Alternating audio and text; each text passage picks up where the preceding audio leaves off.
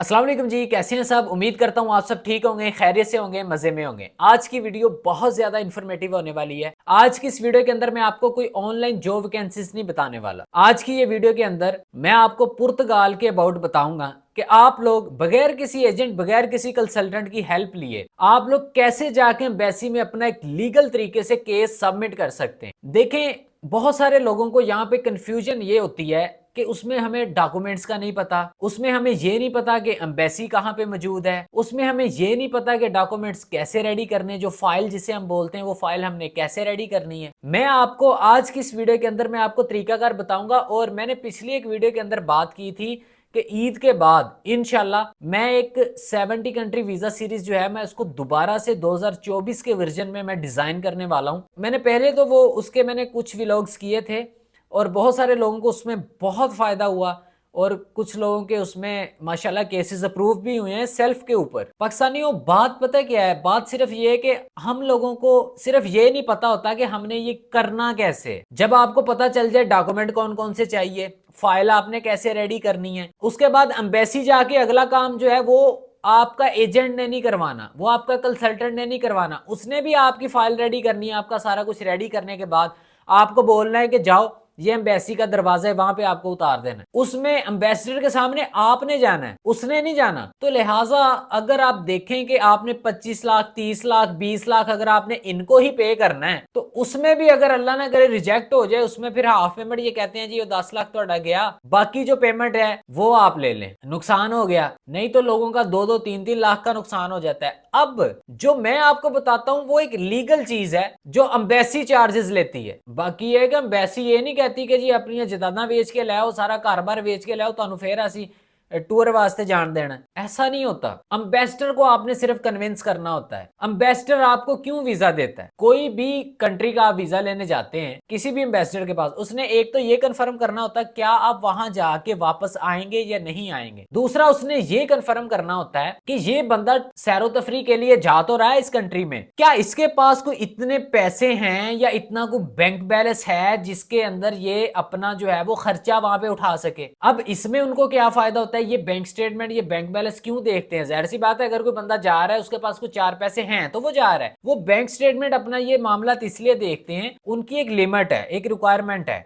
वो कहते हैं कि इतनी रिक्वायरमेंट हो, इनके पास इतना बैलेंस हो तो ये आ सके। 10 से 12 लाख रुपए आपको रखने पड़ते हैं, ताकि शो करवाने पड़ते हैं कि देखिए यार 10-12 लाख रुपए हैं, उसको यूरो में कन्वर्ट करें, इतने यूरो बनते हैं, मेरे पास इतने यूरो हैं, मैं जाऊंगा, मैं जाके वहां पे जाहिर सी बात है मैं रूम लूंगा, मैं खाना खाऊंगा, मैं कोई शॉपिंग करूंगा, मैं किसी डिफरेंट जगह को मैं विजिट करूंगा, तो मेरी ये पैसे मेरे खर्च होंगे। जब आप वो 2-4-5 हजार यूरो उनके कंट्री में खर्च करने के लिए उनको शो करवा के जाओगे, उसने देखना है कि भाई ठीक है ये बंदा जाएगा, इससे हमारे कंट्री में खर्च करेगा, हमारी जीडीपी में फायदा होगा, हमारी इकोनॉमी ऊपर जाएगी। वो लोगों की सोच है। वो इसीलिए जो टूरिस्ट होते हैं उनको वो तरजीह देते हैं कि ये हमारे कंट्री आए। ज्यादातर कुछ ऐसे यूरोप के कंट्री हैं वो ज्यादातर चलते ही टूरिस्ट के सर के ऊपर है कि बाहर से लोग आते हैं वहां पे सैरो तफरी के लिए। जाहिर सी बात है इससे ही फायदा होता है ना एक मुल्क को। तो आज मैं आपको बताता हूं कि आपने अपनी फाइल कैसे रेडी करनी है, क्या तरीकेकार है। ये हल्का सा वो सीरीज का टच है। जो लोग इंटरेस्टेड हैं, ईद के इंशाल्लाह फौरी बाद मैं वो स्टार्ट करवा दूंगा।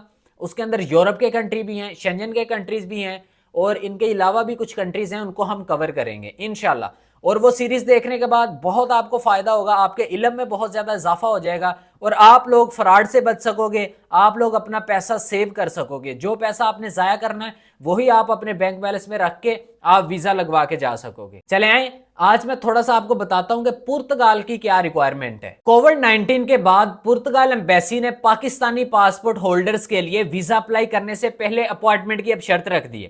पहले ऐसा नहीं होता था कि जब कोविड-19 शुरू हुआ उसके बाद इन्होंने ये शराइत अपनी रख दी है। इसके लिए आपको एम्बेसी के ईमेल एड्रेस पर मेल करनी पड़ती है, जिसमें आप अपने जो आपके बुनियादी डॉक्यूमेंट्स हैं वो बताने के बाद पुर्तगाल जाने का मकसद आप बताते हैं, मैं किस पर्पस के लिए जा रहा हूं। फिर एम्बेसी आपके टूरिस्ट की नौयत देख के आपको अप्लाई करने का वक्त बता देती है। अब अपॉइंटमेंट का जो मसला है कि पाकिस्तान में अपॉइंटमेंट, अब हर कंट्री के अंदर ना एक कोटा आता है अपॉइंटमेंट्स का। हर एम्बेसी का। अब पाकिस्तान के अंदर जो जॉब सीकर वीजा की अपॉइंटमेंट्स थी, मैंने एक वीडियो बनाया था जिसके अंदर लोगों को डिक्लेरेशन फॉर्म वसूल हुए। बहुत सारे लोगों ने कहा कि सर अपॉइंटमेंट नहीं मिल रही। जब अपॉइंटमेंट मिल रही थी तो बहुत सारे लोगों ने अपॉइंटमेंट्स ली हैं, जाके उनके केस भी चल रहे हैं। जिनको देर होगी, ये कोटा आता है अब पूरा हो गया, अब जुलाई तक अपॉइंटमेंट्स नहीं मिल रही। आज मैं आपको इसका एक तरीका बता रहा हूं। इसकी अगर किसी को अपॉइंटमेंट्स चाहिए वो हमसे राब्ता करें, अपॉइंटमेंट मिल जाएगी, लेकिन वो थोड़ी एक्सपेंसिव है।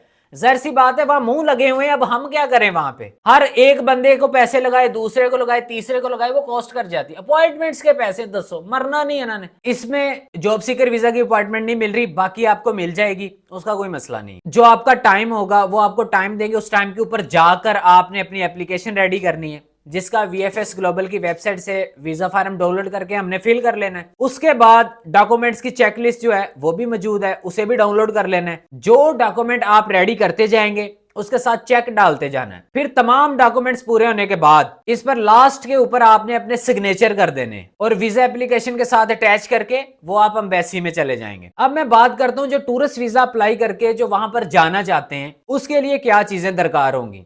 अब दोबारा VFS ग्लोबल की वेबसाइट से अपॉइंटमेंट लेंगे, जो आपका टाइम मुकर्रर होगा उनके सेंटर पर जाकर वीजा एप्लीकेशन जो है वो आपने जमा करवानी। टूरिस्ट वीजे के लिए जो आपको डॉक्यूमेंट्स चाहिए होते हैं वो वीजा फॉर्म के साथ कागजात आपको जमा करवाने पड़ते हैं। कोई कम से कम 3 माह के लिए जो आपका पासपोर्ट वैलिड होना चाहिए। आप कोशिश करें कि 3 माह के बाद भी तो आपने रिन्यू करवाना है, आप उसको पहले रिन्यू करवा लें, ताकि उसमें यह ना हो कि आपका केस जो आपकी प्रोफाइल स्ट्रांग हो।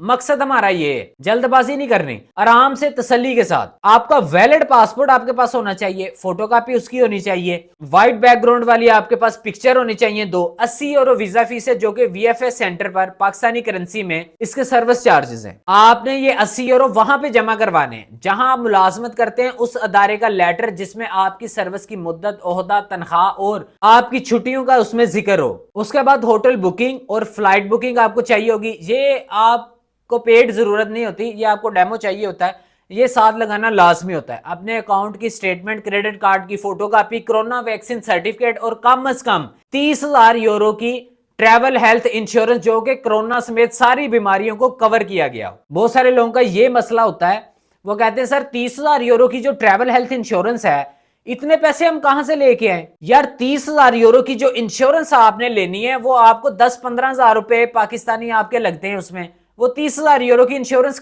हो जाती है, उसमें आपके 30,000 € नहीं लगते, या आपका लाखों रुपया नहीं लगता, 10-15 हजार लगते हैं। किसी रिश्तेदार या दोस्त से मिलने जा रहे हैं तो आपको स्पॉन्सर लेटर की जरूरत होगी, वो आपको देना पड़ेगा। अगर आप अपने ट्रीटमेंट के लिए जा रहे हैं, किसी इलाज वगैरह के लिए, तो पुर्तगाली डॉक्टर या अस्पताल का लेटर और पाकिस्तानी डॉक्टर का आपके पास जारी करदा मेडिकल सर्टिफिकेट होना चाहिए, और मेडिकल हिस्ट्री भी वीजा दरखास्त के साथ लगाएंगे। Visa request letter, travel plan और डिक्लेरेशन फॉर्म ये आपको चाहिए होंगे। अगर आपकी एज 18 साल से कम है तो आपके वालिद या वालदा या सरपरस्ते आला का इजाजतनामा आपको चाहिए होगा। पुरशुदा वीजा फॉर्म के समेत तमाम डॉक्यूमेंट्स की फोटोकॉपी सेट आपको ये जमा करवाना होगा। प्रोसेसिंग टाइम 1 महीना होता है। वैसे आप अपने शेड्यूल से कम 1 महीना पहले अप्लाई करेंगे तो आपके लिए बेहतर होगा। बाकी आगे इसकी बहुत सारी किस्में हैं, ईद के बाद जो सीरीज में स्टार्ट करूंगा उसके अंदर कवर करेंगे। बिजनेस वीजा के लिए जो डॉक्यूमेंट है वो क्या चाहिए होते हैं, फिर इसका एक ट्रांजिट वीजा होता है, फिर पुर्तगाल का टेम्परेरी वर्क वीजा होता है, वो क्या है, उसकी क्या रिक्वायरमेंट है, क्या चीजें चाहिए होती हैं। इंशाल्लाह ये चीजें वक्तन फवक्तन आपके साथ ये मैं शेयर करता रहूंगा। तो इस सीरीज से आपको बहुत ज्यादा फायदा हो जाएगा और बहुत ज्यादा आपके इल्म में इजाफा होगा। अगर आप ये खुद नहीं अप्लाई करना चाहते, आप फिर भी किसी एजेंट कंसल्टेंट की हेल्प लेना चाहते हैं, तो इसमें आप उसको कन्विंस कर सकोगे, आप उससे बातचीत कर सकोगे कि आप उसको बता सकोगे कि भाई हुण सानू चूरन ना ला, सानू पता लग गया है। इंशाल्लाह ये इसमें अमेरिका है, कनाडा है, जर्मनी है, ऑस्ट्रेलिया है, फ्रांस है, बेल्जियम है, नॉर्वे है, बहुत सारे कंट्रीज हैं जो तरक्की याफ्ता मुमालिक है। इंशाल्लाह वो भी इसमें कवर करेंगे हम इंशाल्लाह। बाकी किसी किस्म की कोई टेंशन परेशानी नहीं लेनी है आपने। कोई टेंशन परेशानी है तो मैंने दसो, हुण दस दो।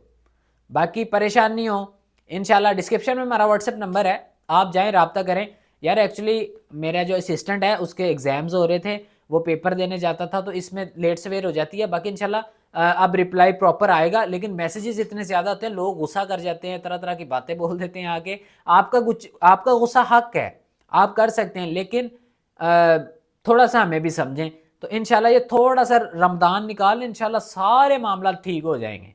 बाकी इंशाल्लाह ऐसी ही इन्फॉर्मेटिव वीडियो मैं आप लोगों के लिए लेके आता रहूंगा। वीडियो अच्छी लगी तो चैनल को भी सब्सक्राइब करें, बेल आइकन को भी प्रेस कर दीजिएगा। तो इंशाल्लाह मिलते हैं अगली वीडियो में, तब तक के लिए पीस अप।